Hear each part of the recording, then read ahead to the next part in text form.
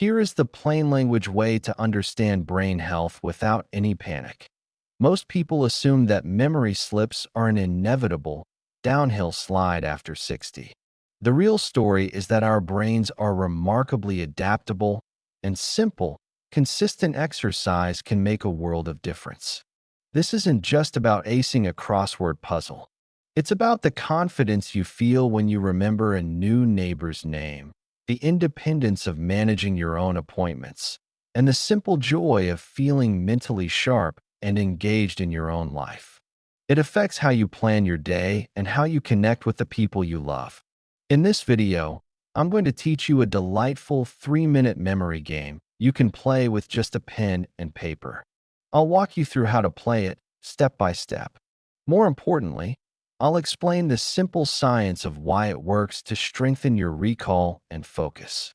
And be sure to stay with me to the very end, because I'll share a simple twist on the game that specifically targets the number one most common and frustrating type of memory slip we all experience. There are no scare tactics here, just a fun, evidence-based way to keep your mind active and clear guidance on how to make it part of your daily routine.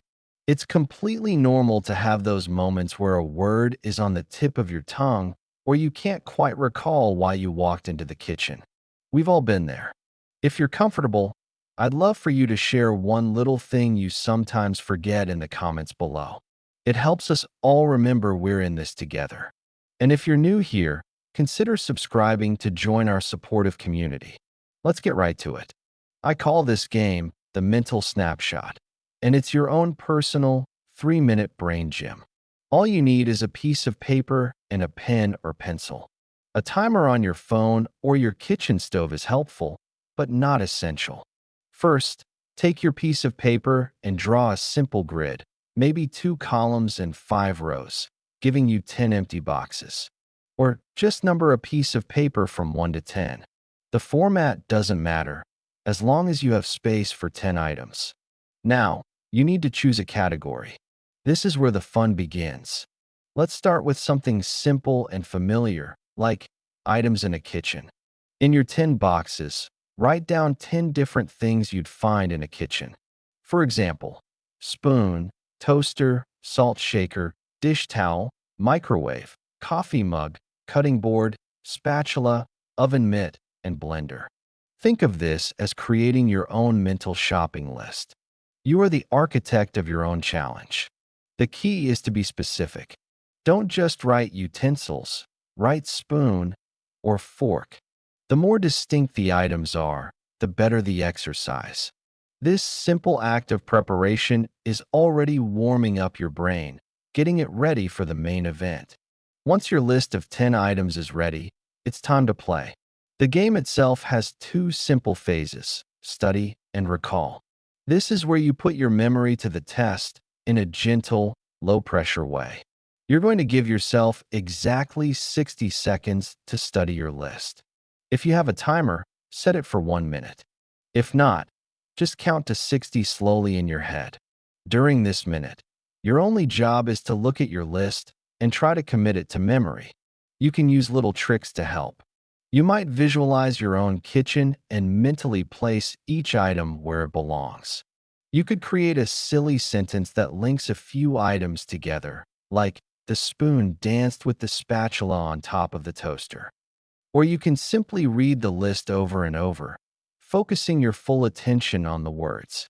When the minute is up, flip the paper over immediately. No peeking. Now, on the blank side of the paper or on a fresh sheet, try to write down as many of the 10 items as you can remember.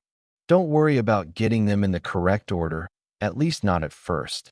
The goal is simply to pull those words out of your memory and onto the page. Take a minute or 2 for this part. When you feel you can't remember anymore, flip your original list back over and see how you did. Count up how many you got right. If you remembered 7 items, your score is 7 out of 10. And that's it. You've just completed 1 full round of the mental snapshot. The entire process takes about 3 minutes. What you're doing here is exercising a critical function called working memory. Think of your working memory as the countertop space in your brain. It's where you hold and manage information temporarily to get a task done. When you study the list, you're placing those 10 items on the countertop. When you flip the paper and recall them, you're checking to see what's still there. The more you use this mental countertop, the more organized and efficient it becomes. Now, let's talk about the first major benefit of this simple game. You are directly strengthening your mental filing cabinet, which is a simple way to describe your brain's ability for recall. Every time you try to pull one of those words, like spatula or oven mitt, from your mind after the paper is flipped, you are practicing the act of retrieval. This is a crucial mental skill. Imagine your brain is a vast library with millions of filing cabinets. A memory is stored in one of those files. The act of remembering is like sending a clerk to find that specific file and bring it back to you. If you don't use the path to a certain filing cabinet very often, the path can get a bit overgrown and hard to navigate. This game is like sending that clerk down the pathways over and over again. With each attempt, the path becomes clearer, wider, and faster to travel. You're not just testing your memory, you're actively building and maintaining the roads that lead to your memories. This is the exact same mental muscle you use in daily life when you try to remember the name of that movie you watched last week, the key ingredient you need from the grocery store, or the story your grandchild told you yesterday. It's the difference between a fact feeling like it's on the tip of your tongue and having it appear in your mind with clarity. To make this benefit even stronger, start with 10 items. If you find yourself consistently getting 8 or more correct for a week, it's time to challenge yourself. The following week, move up to 12 items. The week after that, maybe 15. Gentle, progressive challenges are what keep your brain building those pathways. The second powerful benefit of this game is that it improves your focus, what I like to call your attention flashlight. In our modern world, we're constantly surrounded by distractions. The television is on, the phone buzzes, a dog barks outside. It can be incredibly difficult to focus on one single thing. This game is a direct antidote to that scattered feeling. For that 1 minute when you are studying your list, you have to consciously block out everything else. You are telling your brain, for the next 60 seconds, this list is the most important thing in the world. This act of deliberate, focused attention is like strengthening the beam of a flashlight. A weak, scattered beam illuminates very little, but a strong, focused beam can cut through the darkness and show you exactly what you need to see. By practicing this intense focus for just a minute at a time, you're training your brain to do it more effectively in other situations. This skill is critical for so many parts of an independent life. It's what allows you to follow the steps in a complex recipe without missing anything. It's how you can listen carefully to your doctor's instructions and remember them later. It's how you can stay engaged in a meaningful conversation with a friend, even when you're in a noisy cafe. This brings us to a common myth I want to address. Many people believe that being a good multitasker is a sign of a sharp mind. The scientific evidence actually suggests the opposite is true, especially as we get older. When we try to do two things at once, we're usually just doing both things poorly. The brain is designed to focus sequentially on one task at a time. This game is a powerful unitasking exercise. It retrains that fundamental ability to give your full attention to the task at hand, which ultimately makes you more efficient and less prone to errors. If you're finding this helpful, a quick tap on the subscribe button helps our community grow and ensures you won't miss our next video, where we'll be talking about simple exercises to improve your balance and stability. The third, and perhaps most exciting, benefit is that this game helps you build new brain connections. This gets to the heart of a truly wonderful concept known as neuroplasticity. For a long time, it was thought that the adult brain was a fixed and unchangeable object. We now know that's completely untrue. Your brain is much more like a living garden than a concrete statue, and you are the gardener. Every time you challenge your mind with a novel task, like this memory game, you are encouraging it to sprout new connections between brain cells called neurons. Think of it like this. When you learn the list for the first time, your brain creates a faint trail through the garden. When you practice the game again the next day, that trail gets a little deeper. When you switch to a new category of words, you're not just deepening old trails, you're creating entirely new ones in a different part of the garden. This dense network of pathways is what makes a brain resilient and healthy. It creates cognitive reserve, which is like having multiple routes to get to the same destination. If one road is blocked, your brain can easily find another. This is why doctors and scientists so often recommend learning new skills as we age. It's not just about the skill itself. Learning to play this game, or a few chords on a guitar, or a new card game with your grandkids, is the physical act of tending to the garden of your mind. You're keeping the soil fertile, encouraging new growth, and making the entire system more robust and adaptable. To get the most out of this neuroplasticity effect, variety is your best friend. Don't just stick with items in a kitchen forever. Change the category every single day. One day, it could be types of flowers. The next, tools in a garage. Then, famous actors, cities in your state, or animals at the zoo. This novelty is what keeps your brain on its toes and forces it to build those new connections, keeping it flexible and strong. So, how do we put all of this together into a simple, sustainable routine? Here is your 3-step action plan to get started this week. First, commit to just 3 to 5 minutes every day. Consistency is far more important than intensity. Find a regular time that works for you.